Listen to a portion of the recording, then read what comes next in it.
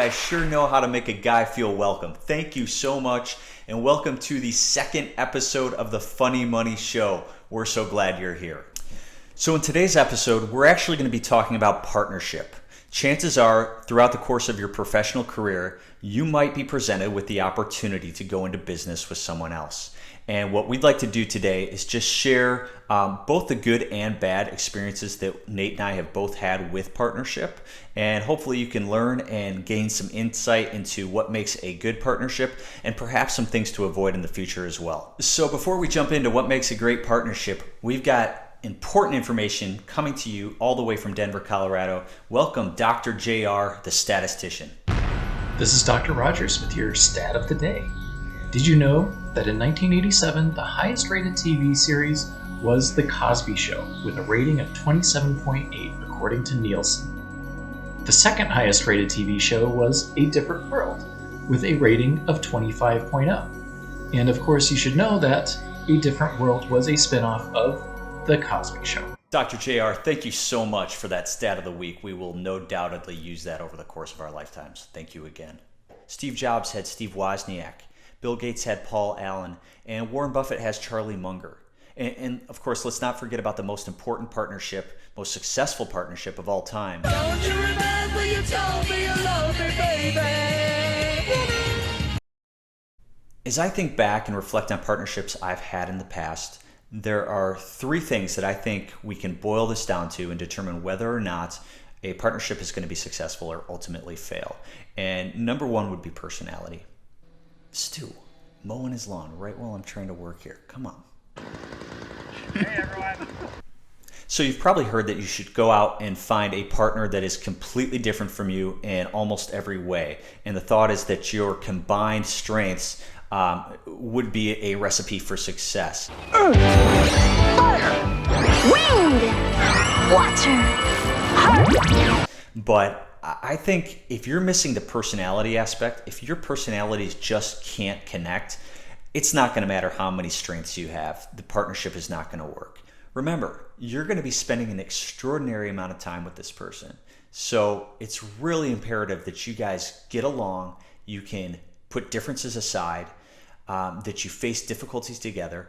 Business is tough, and this is not always going to be easy. The world ain't all sunshine and rainbows. So you also want to be comfortable in the way that your partner handles conflict, in the way that your partner interacts with other people. Remember, they are a reflection on you. You want to be able to trust that person 100%. You want to make sure that your values are aligned and that you guys care about the same thing. So I think personality is essential when you're considering a partner. Number two would be capital equality. What I mean by this is that when you go into a business, I think you need to be very careful about putting capital in, whether you or your partner are doing that, in exchange for duties and roles that the other person will provide. One of the businesses that I was part of, I brought a significant amount of Today, Junior? original capital in exchange that my partner would take on some roles long term that I would not be best suited for. And while that worked for a while, after a number of months, it became apparent that my partner was resentful in the fact that I was not participating in these roles. I compare that business to the one I have with Nate. Nate and I started our real estate investing company a number of years ago, and we came in with the same amount of capital. And I think that's helped in the way that we can hold each other accountable. We both know we're equally invested in the business, and while our roles might change slightly, we know that both of us are going to do what it takes to get things done. And I would just encourage you, make sure when you're putting capital in, that roles are defined, capital is defined, and that you guys are on the same page when you start that partnership. This is my wife, Cheryl. She was coming in to check on us, make sure we're doing the show up to her standards. So. Okay, is that when you want me to leave? Have her. Okay, bye. Okay. Goodbye, my love.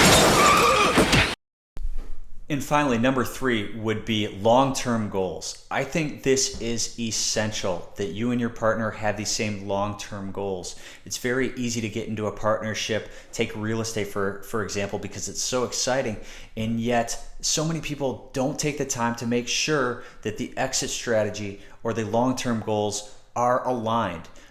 For example, the partner I had before was 20 years older than I was, and I jumped into that partnership and very quickly realized this is not going to work. His long-term goals were actually short-term goals. He didn't have much time, and obviously that didn't work. But again, looking at my partnership with Nate, we have a long-term goal. We wanted to have 100 units within 10 years. Currently, we're at 28, and we'll keep you guys posted. We want to be open. But that is an aligned long-term goal, and we're both working towards the same goal, and we're going to get there.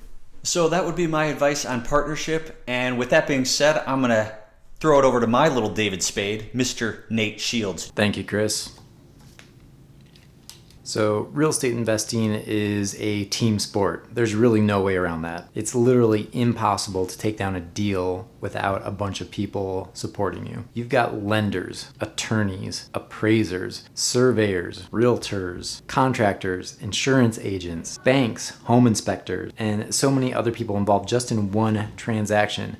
Now, while you might not have a direct partnership on paper with all these people, there are a lot of moving parts when it comes to a real estate transaction. But when it does come down to taking down deals and managing them, you'll likely need longer term partners involved. For Troy and myself, that means a 50-50 long-term partnership. Our values, goals, and as Troy mentioned earlier, our personalities are aligned to achieve these. So it works for us. Unfortunately, many people make mistakes in partnerships, including myself.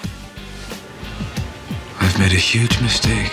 Now, after Troy and I started our partnership, I decided I wanted to flip some houses on the side. It wasn't really in alignment with what we wanted to do in our partnership, so I decided to go on my own with that one. I started a separate LLC, brought a money partner on board, and the first red flag that I didn't pay attention to, obviously, was that he wanted control over the LLC. I guess the other red flag mixed in with that was that I really didn't even need to have him as part of the LLC, but fine, I gave it to him. He was bringing all the money after all. The second red flag was that our values were not in alignment. He was really only in it for the money. And like Troy mentioned about his partnership that failed, this gentleman was also much older than I was. So his goals were far different than mine. We ended up flipping just one house, and then I ended up buying him out of the LLC so that I could retain sole possession of it going forward. So just to recap really quick, make sure that you have the same goals, be able to get along even when things get tough, have similar values as well. Not just business values, but personal too. All right, guys, right now it is time for Richie Rich Latard's joke of the week. Let's go. Are you ready for this? I guess. What do you mean you guess? Yeah, it's like Whatever, dude. All right, give me your joke. Listen, all right, Give me your joke. Man prays to God for God to answer a question, and God responds and says, "What's your question?" He goes, "God, how long is 10 million years to you?" And God says, 1 second. All right, so the guy continues to pray to God and asks another question. He goes, "God, how much is $100 million to you?" And God says, 1 penny.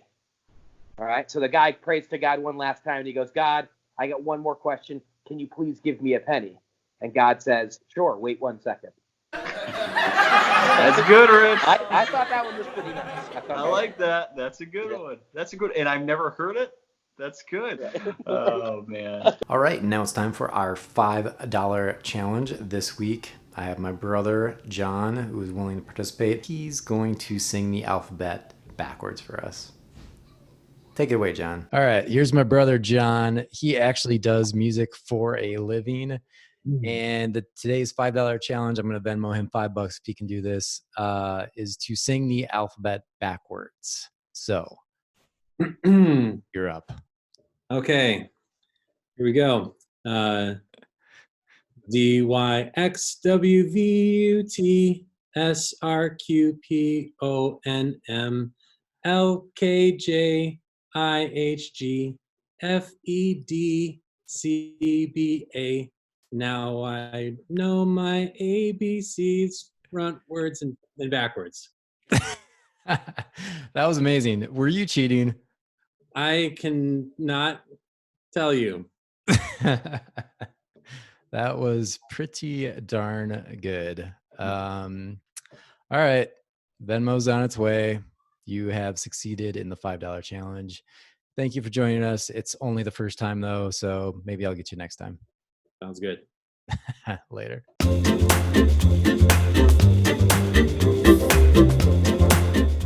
Hey guys, thanks for watching another episode of the Funny Money Show. We look forward to next week. Please don't forget to subscribe, hit that notification bell. We will see you in the next one.